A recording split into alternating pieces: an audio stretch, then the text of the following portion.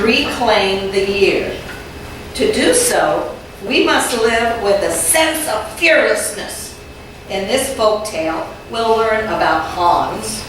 Hans has never in his life been frightened, but a night in a haunted castle should give him his chance. Please help me welcome our second speaker and club president, Adam Bockler, the boy who wanted the Willies, Mr. Adam Bockler. Thank you, Madam Toastmasters. Thank you, fellow Toastmasters.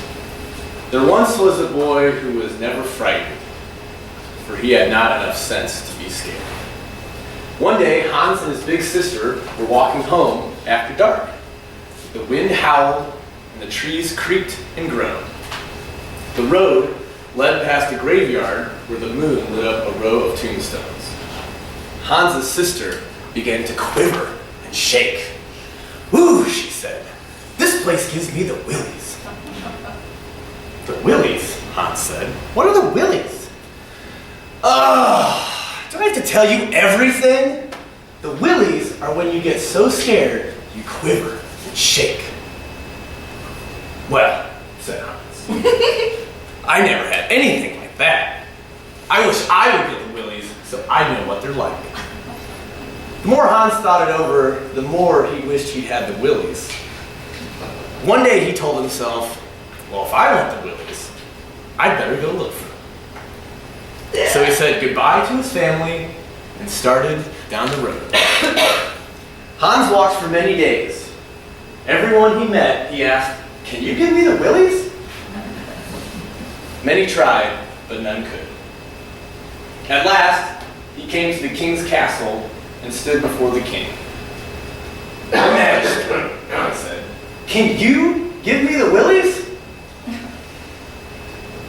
"I cannot," sighed the king, "but I know where you can get them. On the other side of my kingdom is a haunted castle. If you spend the night there, you are sure to get the willies." "Thank you, Your Majesty." "There's just one problem," said the king. "No one who goes there ever lives through the night. But if you stay alive and break the spell, you'll find the castle treasure." "That's fine with me," said Hans, "as long as I get the willies." It was midnight when Hans reached the castle. The towers cast eerie shadows under the full moon. The drawbridge lowered itself at Hans's feet. "Seems like a friendly place," said Hans. As Hans entered the great hall, the clock struck 1. Bong. "Welcome," boomed a voice.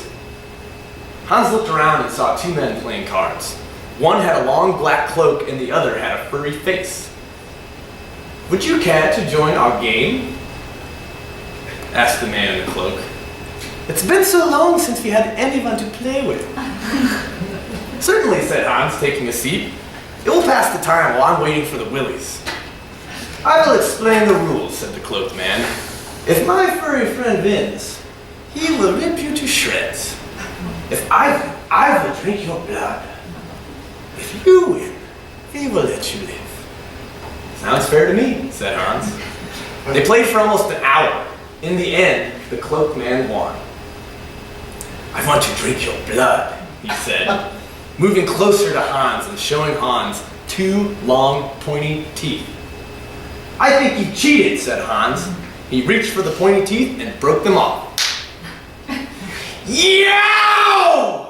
howled the man as he ran from the hall. The furry man roared and leapt at Hans, but Hans sprang away and the man flew past, right out an open window. Hans heard a piercing scream and then a dull thud. He settled himself. "I enjoyed the game," he said, "but when do I get the willies?" The clock struck 2. Bong, bong. Hans heard a rattling, and into the hall marched a long line of dancing skeletons. They formed a circle around Hans. The first skeleton snapped its fingers. The second skeleton knocked its knees. Clap, clap. The third skeleton drummed its skull. Clock, clock.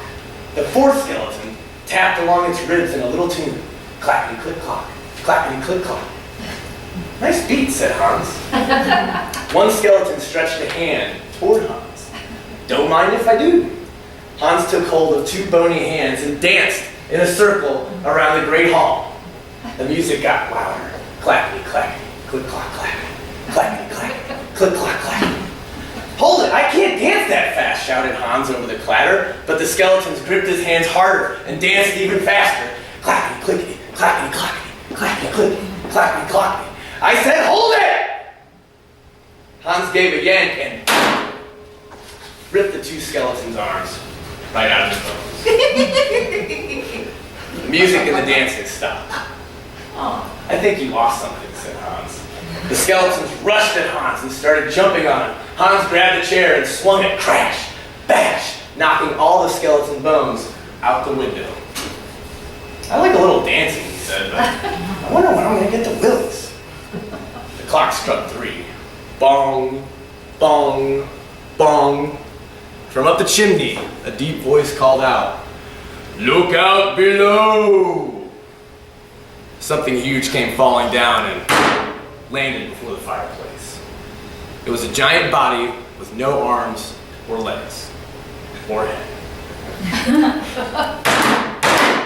2 giant arms and 2 giant legs landed next to it. A giant head landed by the rest. I get it, said Hans. It's a puzzle. I'm supposed to put it together. Hans heaved the 2 giant legs and stuck them onto the body. Hey, thundered the deep voice. It was the giant head. You got the shoes pointing out. Oh, sorry, said Hans. He switched the legs, then he stuck on the arms and the head. The giant jumped up. The spell is broken. You're the only one to ever get me together. The others all died of fright long before. Now follow me to the castle treasure. Hans followed him to the doorway. You first. After you, said Hans. The giant led him to the courtyard and pointed to a shovel under the tree. Dig there. You dig there, said Hans. The giant dug till he uncovered 3 pots of gold. Take them inside. You take them inside. The giant took the pots of gold into the great hall. He said, one is for the king, one is for the poor, and one is for you. Then he fell to pieces again and flew up the chimney. First the head, then the arms and legs, and then the giant body. Said Hans. It's nice to be rich, but I don't know I'd ever get the Willies. And that's how Hans stayed alive, broke the spell, and found the treasure. When the king heard the tale, he let Hans live in the castle. And when he grew up, he married the king's daughter. Within a year, they had triplets, 3 fine sons. Hans named all 3 of them Willie. At last, he said, now I have the Willies.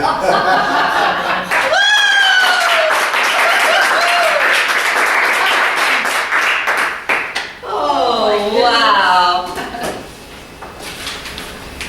One more round of applause. Now, wait a minute. There's only one thing that would have made this speech the very best you've ever heard. I mean, it was the best you've ever heard, but to make it the very best, you should have worn Leverhosen. I was wondering where you were going with that. Thank you.